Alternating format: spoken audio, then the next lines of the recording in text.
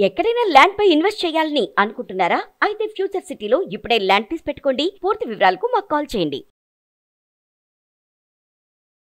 నమస్తే రమ్మగారు. నమస్తే జయ. రమ్మగారు, మనము కార్తీక మాసం సందర్భంగా ద్వాదశ జ్యోతిర్లింగాల గురించి మాట్లాడుకుంటున్నాం. మొదటిగా సోమనాథ ఆలయం మాట్లాడుకున్నాం. రెండవది ఏదండి, ఏం దర్శించుకోవాలి? శ్రీశైలే మల్లికార్జునం. శ్రీశైలంలో ఉన్న మల్లికార్జున స్వామి. అయితే శ్రీశైలంలో విశేషం ఏంటంటే అయ్యవారు జ్యోతిర్లింగ స్వరూపుడైతే అమ్మవారేమో శక్తి స్వరూపిణి. అష్టాదశ శక్తి పీఠాల్లో ఒకరైన భ్రమరాంబిక కూడా ఇక్కడే ఉన్నది. రెండు ప్రత్యేకమైన గాథలుగానే కనిపిస్తాయి. ఈ శ్రీశైలానికి ప్రత్యేకంగా ఏంటంటే శ్రీశైల పూర్వగాథ ఏం చెప్పాలి మనం. శిలాదుడు అనేటువంటి ఒక మహర్షి ఎంతో తపస్సు చేసి శివప్రసాదక 2 కుమారులను పొందాడు. 2 కుమారులలో మొదటివాడు నందీశ్వరుడు, రెండోవాడు పర్వతుడు. ఈ కుమారులిద్దరూ కూడా ఎంతో తపస్సు చేసి పరమేశ్వరుడు కోసం నందీశ్వరుడు ప్రమదాధిపత్యాన్ని, ప్రమథగణాలలో మొట్టమొదటి అధిపతిగాను, తర్వాత శివవాహకత్వాన్ని పొందాడు. శివుని శివవాహన సేవని పొందాడు. ఆయన ఎప్పుడు శివుడు ఎక్కడ ఉంటాడు అంటే నందీశ్వరుడే. వాటిని పొందితే పర్వతుడు అనేవాడు తన ఒక పర్వతంగా ఉంటానని, తన మీద భగవంతుడు వెలిసి ఉండాలని అమ్మతో సహా కోరుకున్నాడు. ఆ పర్వతుడే, శిలాదుని కుమారుడైన పర్వతుడే ఈ శ్రీపర్వతంగా చెప్పబడతాడు. తర్వాత అది శ్రీశైలంగా మారి. అయితే శివపార్వతులిద్దరూ కుమారులకి వివాహం చేయాలనుకున్నారు, వినాయకుడికి కుమారస్వామికి. అయితే ఎవరికి ముందు వివాహం చేయాలి అనేది ఒక ప్రశ్న వచ్చింది. నాకు ముందు వివాహం, నీకు ముందు వివాహం, ఇలా వాదనలు వచ్చినాయి. భూప్రదక్షిణం చేసి రండి, వివాహం చేసుకుందరు, కానీ ఎవరైనా ఒకసారి యాత్ర చేసి రావాలనేసరికి కుమారస్వామి నెమలనెక్కి వెళ్ళిపోయాడు. ఇలాంటి ఒక కథ చెప్తారు. వెళ్ళిపోయాడు. ఈయన వెళ్ళలేడు. ఈయన ఏం చేశాడు, ఈయనకి పూర్వం తెలుసు, ఒక ఐడియా ఉంది, అదే కదా, అమ్మా నాన్నలకు ప్రదక్షిణం చేస్తే భూప్రదక్షిణ చేసినాడు అంతే. దాంతో వీళ్ళు ఏం చేశారు, గణపతికి సిద్ధి బుద్ధులతోటి వివాహం జరిపించారని. నిజానికి బ్రహ్మచారిగా చెప్పుకుంటాం మనం, ఆయన బ్రహ్మచారి, ఈయన బ్రహ్మచారి, కానీ వీళ్ళకి వివాహాలు ఉన్నట్టు, వీళ్ళతో కొన్ని శక్తులు ఉన్నట్టు చెప్పుకుంటాం. ఆ చెప్పుకున్న గాథల్లో గాథ అన్నమాట ఇది. వివాహం, అన్నగారి వివాహం జరిగిపోయిందని తెలిసేసరికి కుమారస్వామికి కోపం వచ్చింది. ఆయన అలిగి క్రౌంచ పర్వతానికి వెళ్ళిపోయాడు. ఆ వెళ్లే దారిలో ఈ పర్వతం మీద ఆయన ఆగాడట, శ్రీశైలంలో. ఈ కొండ మీద ఆగాడు. ఈ శ్రీగిరి అప్పుడు పర్వతుడు కదా అక్కడ వెలిసి ఉన్నాడు ఆయన. అయితే ఇప్పుడు పార్వతీదేవి కుమారుణ్ణి ఒప్పించటానికి, బతిమలాడడానికి ఆమె వెళ్ళింది అక్కడికి. ఆమె ఎప్పటికీ రాకపోయేసరికి పరమేశ్వరుడు కూడా అక్కడికి వెళ్ళాడు. ఆయన వెనక్కి తిరిగి కైలాసానికి రానన్నాడని ఆమె అక్కడ ఉండిపోయింది. ఆమె అక్కడ ఉండిపోయింది కాబట్టి ఈయన కూడా అక్కడే ఉన్నాడు. ఓహో, అట్లా వాళ్ళిద్దరూ ఈ కొండ మీద కొలువై ఉండటం మొదలుపెట్టారు. కైలాసం కంటే శ్రీశైలమే బాగుందని వాడు అన్నట్ట పరమేశ్వరుడు ఒక సందర్భంలో. శివపురాణంలో ఒక వాక్యం ఇది చెప్తారు. ఆ శివపురాణ అంతర్గతమైన గాథల్లోనే ఇది మనకి కనిపిస్తుంది. అయితే ఇక్కడ వెలిసి ఉండడానికి, వెలవడానికి ఇంకా ప్రత్యేకమైన గాథలు కొన్ని చెప్పబడతాయి. అమ్మవారు దీనికి ముందు దేవి భాగవతంలో కథ చెప్తారు. అరుణుడు అనే ఒక రాక్షసుడు తీవ్ర గాయత్రి జపంతో ఎన్నో శక్తులు సంపాదించుకుని అతను ఎవరి వలన మరణం లేకుండా వరం పొందాడు. ఎలా అడిగాడు వరము? ద్విపాత్తులు చతుష్పాత్తులతోటి మరణం లేదు. ద్విపాత్తులు అంటే 2 పాదాలు కలిగిన వాళ్ళు, మానవులు, దేవతలు, కిన్నరులు, కింపురుషులు, సమస్తమైన వాళ్ళు ద్విపాత్తులే. దైవాలందరూ కూడా 2 కాళ్ళు ఉన్నవాళ్ళే, 2 పాదాల వాళ్ళే. చతుష్పాత్తులు అంటే జంతువులు, 4 పాదాలు ఉన్నవి. జంతువుల వల్ల మరణం లేదు, మనుషుల వల్ల ఇలా 2 పాదాలు ఉన్నాయి. ఎవరి వల్ల మరణం లేకుండా వరం పొంది ఉన్నాడు. పొంది ఉండి చాలా తీవ్రంగా ఈ దేవతల్ని వాళ్ళని ఇబ్బంది పెట్టేవాడు. వీళ్ళు ఏం తెలుసుకున్నారు, ఏమిటి వీడి శక్తి అంటే గాయత్రి వాడి శక్తి. అతను తీవ్రమైన గాయత్రి జపంలో ఉండేవాడు. గాయత్రి అతన్ని సర్వ విధాలా రక్షించేది. వీడు రాక్షసుడు కదా అని వాడిని వదిలిపెట్టదు దైవం. అతను చెడ్డ పనులు చేసినా, ఏం చేసినా సరే వాడి జపమే, వాడి తపస్సే వాడికి రక్షణ. అదేలేండి, అంతే. ఇంకా వాడు చెడ్డవాడు మంచివాడు నీకు ప్రపంచానికి, దైవానికి అక్కర్లా. ఆరాధకుడు ఎవడైనా సరే వాడిని కరుణించడమే దైవం యొక్క లక్షణం. అయితే ఎలాగైనా వీడి నుంచి గాయత్రిని తొలగించాలని దేవతలు ఆలోచించుకుని బృహస్పతిని పంపించారు. ఆయన సంధ్య వార్చుకుంటున్నాడు కూర్చుని అరుణుడు. బృహస్పతి వెళ్ళి పలకరించాడు, నువ్వు నేను అన్నదమ్ములం లాంటి వాళ్ళం అంటే నీతోనూ అన్నదమ్ములం ఏంటి, మేము రాక్షసులం, నేనేమో రాక్షసుణ్ణి, నువ్వేమో దైవగురువి అంటే అట్లా కాదు. నువ్వు గాయత్రి చేస్తావు, నేను గాయత్రి చేస్తాను. నాది గాయత్రి మంత్రమే, నీది గాయత్రి, మనిద్దరము గాయత్రి మంత్రం వల్ల సోదరులం అయ్యాం, మేము మీరు సోదరులం అన్నాడు బృహస్పతి. అరుణుడికి నచ్చల. నీతో నన్ను సమానం చేసేది నాకు అక్కర్లేదని గాయత్రిని వదిలేశాడు. ఎప్పుడైతే గాయత్రి జపం లేదో అమ్మ తన చెయ్యి అతని నెత్తి మీద నుంచి తీసేసింది. అంతేగా, వెనక్కి వచ్చేసింది. ఆవిడ అంటే రక్షణ లేదు ఇంకా. ఇప్పుడు అరుణుడిని జయించడం సులువు. ఇప్పుడు ఏం చెయ్యాలి? ద్విపాత్తులు కుదరరు, చతుష్పాత్తులు కుదరరు. అమ్మవారు ద్విపాత్తు, ఆమె యొక్క వాహనం సింహమేమో చతుష్పాత్తు. ఇప్పుడు ఇంకొక దాన్ని చూడాలి. ఏం చేసింది అమ్మ? భ్రమర స్వరూపాన్ని పొందింది. భ్రమరము షట్పాత్తు, 6 కాళ్ళు ఉంటాయి భ్రమరానికి. తుమ్మెదకి 6 కాళ్ళు ఉంటాయి. షట్పది అంటారు దాన్ని. షట్పదము అంటే 6 పాదాలు ఉన్నది. కొన్ని లక్షల భ్రమరాలు వచ్చి అరుణుణ్ణి అతని సైన్యాన్ని సంహరించినాయి.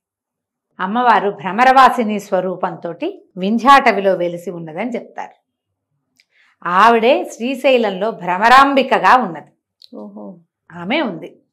అయితే ఈ భ్రమరాంబికగా ఉన్నదానికి ఇంకా చిత్రమైన గాథలు ఇంకా కొన్ని చెప్తారు. ఈ ప్రాంతానికి ఒక రాజుగారు ఉండేవారట. ఆయనకి కుమార్తె కలిగింది. కుమార్తె కలిగితే కుమార్తెకి 2 సంవత్సరాల వయసు ఉన్నప్పుడు ఆయన యుద్ధానికి వెళ్ళాడు. 14 ఏళ్ల తర్వాత యుద్ధం నుంచి తిరిగి వచ్చాడు. తిరిగి వస్తే అప్పుడు 2 ఈ 14 కలిపి 16 సంవత్సరాలు అయిందా వయసు.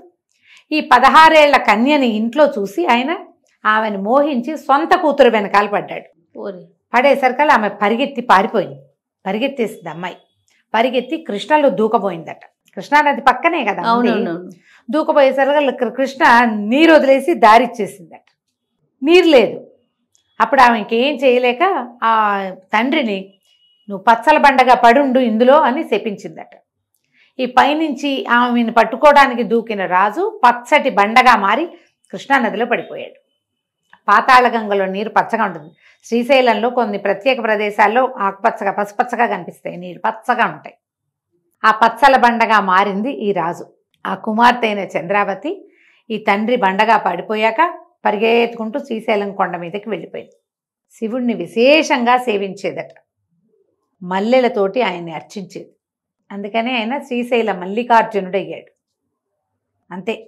ఆ తర్వాత ఈమె తననికి కూడా తను ఇక్కడే ఉండిపోవాలని, పరమేశ్వరుడిలో లీనమైపోవాలని కోరుకుని ఈ భ్రమరాంబాదేవి అమ్మవారి చుట్టూత తిరుగుతూ ఉండేదట. విపరీతంగా ప్రదక్షిణాలు చేసేది. ఆమె ఇట్లా భ్రమరాంబిక స్వరూపంలో వెలిసి ఉన్నదని కూడా ఒక గాథ చెప్తారు. ఆమె యొక్క స్వరూపమే ఇక్కడ ఉంది అని. ఆమె తీవ్ర భక్తితోటి దాన్ని సాధించుకుంది. అదే మనం భ్రమరాంబికాదేవి ఆలయం వెనకాల చెవి అనిస్తే గుయ్ అని తుమ్మెద మోగిన శబ్దం వస్తుంది. గమనించవచ్చు, ఎవరికైనా వినపడుతుంది. అది గర్భగుడికి, అమ్మవారి గర్భగుడి వెనకాల భాగానికి మనం ప్రదక్షిణ మార్గంలోకి వెళ్తామా, దాని చెవి అనిస్తే మనకి లోపల అట్లా వినిపిస్తుంది శబ్దం. ఈ అమ్మాయి చంద్రావతి అన్నావిడ ఇప్పటికీ అమ్మవారి చుట్టూతో అట్లా భ్రమరంగా మారి ప్రదక్షిణ చేస్తోంది అంటారు. కనపడదు కానీ వినిపిస్తుంది అంటారు. ఈ 2 గాథల్ని శ్రీశైలానికి చెప్తారు. శ్రీశైలం విశేషమైన క్షేత్రంగా కనపడుతుంది మనకి. ఎన్ని వేల సంవత్సరాల నుంచో ఉన్నది. ఇక్కడికి రాముల వారు వచ్చాడు, పాండవులు వచ్చారు, ఎంతమంది వచ్చారు అంటే కృతయుగం నాటి నుంచి ఉన్నదనే కదా.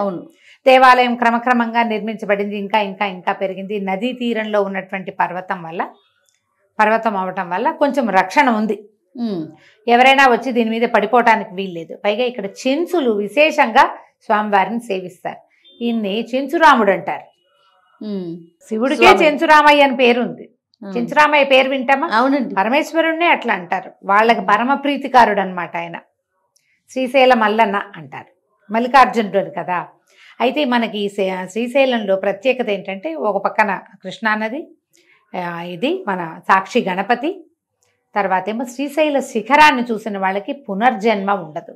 ఆ కోరిక ఈ పర్వతుడనే శిలాద కుమారుడే కోరుకున్నాడు. నా శిఖరాన్ని చూసిన వాళ్ళు వారికి పునర్జన్మ లేకుండా వరమివ్వమని పరమేశ్వరుని అడిగాడు. ఆ శిఖరమే శ్రీశైల శిఖరం.